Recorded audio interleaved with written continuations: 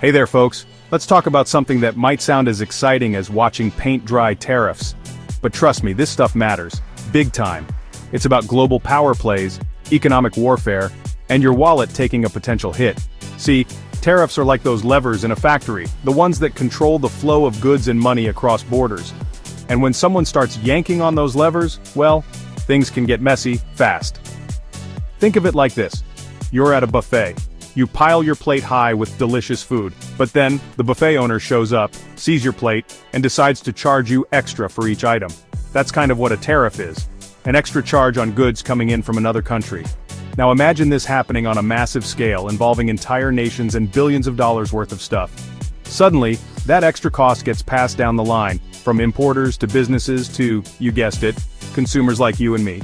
It's a high-stakes game with potentially huge consequences, and understanding the ins and outs of tariffs is crucial in today's interconnected world. So buckle up, buttercups. We're about to dive deep into the world of tariffs, and things are about to get interesting. Alright, let's break this down. What exactly is a tariff? In the simplest terms, a tariff is a tax imposed on goods when they're imported from one country to another. It's like a border patrol officer for your wallet, slapping an extra charge on anything that crosses the line. Now, tariffs come in different shapes and sizes.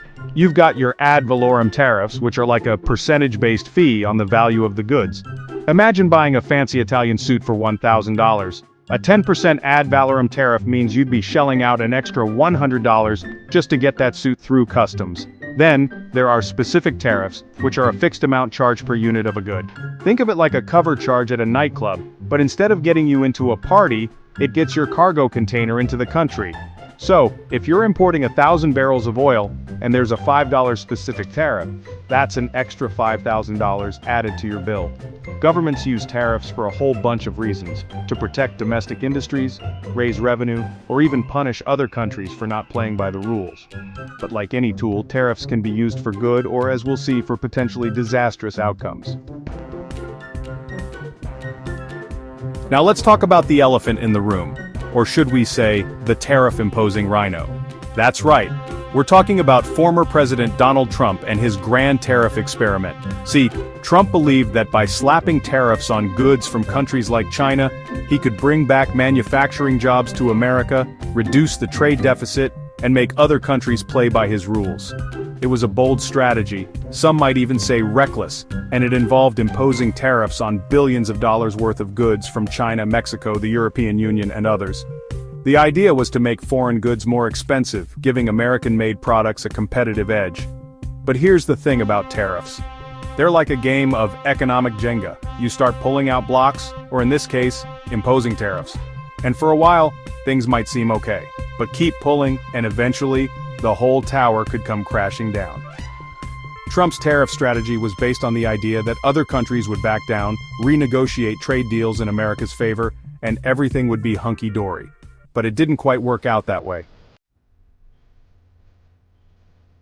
Section 4. The price we pay. Unraveling the cost of tariffs.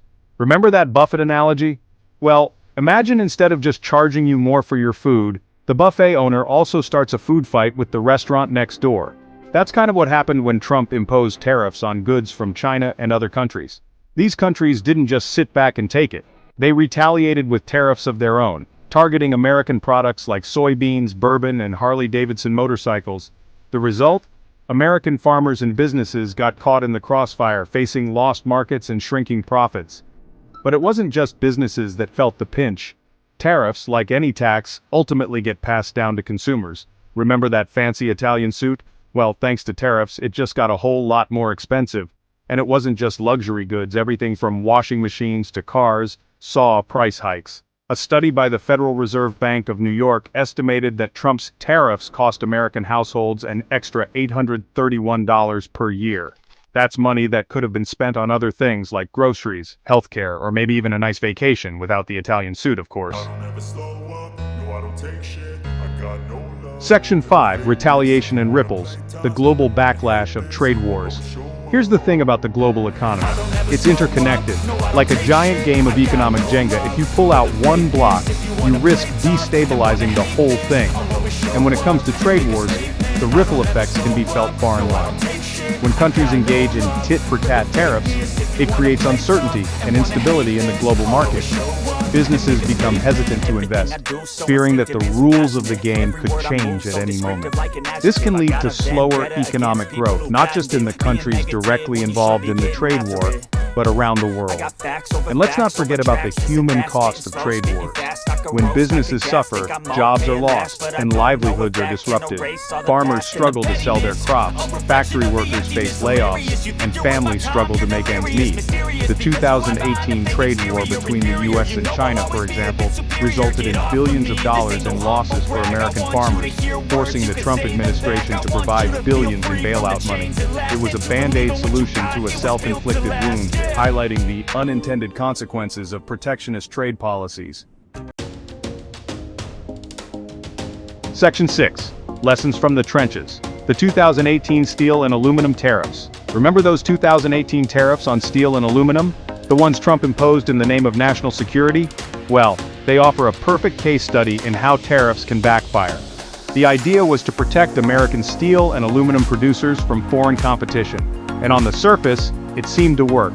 US steel production went up and some jobs were created. But here's the catch. Those gains came at a cost. See, steel and aluminum are used in a whole bunch of other industries, from construction to manufacturing. And when the price of those raw materials went up because of the tariffs, it rippled through the economy. Companies that relied on imported steel and aluminum faced higher costs, forcing them to raise prices or cut jobs. A study by the Peterson Institute for International Economics estimated that the steel and aluminum tariffs cost the U.S. economy 117,000 jobs, more than the total number of people employed in the U.S. steel and aluminum industries combined. The tariffs also led to retaliation from other countries, further hurting American businesses and highlighting the interconnected nature of the global economy. Section 7. The unpredictable road ahead. Navigating the uncertain terrain of trade.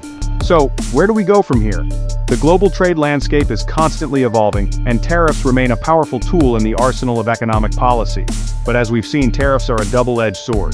They can be used to protect domestic industries and promote fair trade, but they can also lead to retaliation, higher prices, and economic instability.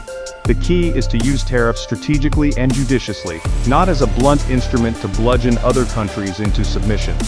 It requires careful negotiation, a willingness to compromise, and a recognition that in the interconnected world of global trade, we're all in this together. So, the next time you hear about tariffs, remember that it's not just about numbers and statistics, it's about people's lives, livelihoods, and the future of the global economy. And making informed decisions about trade policy requires understanding the potential consequences, both intended and unintended.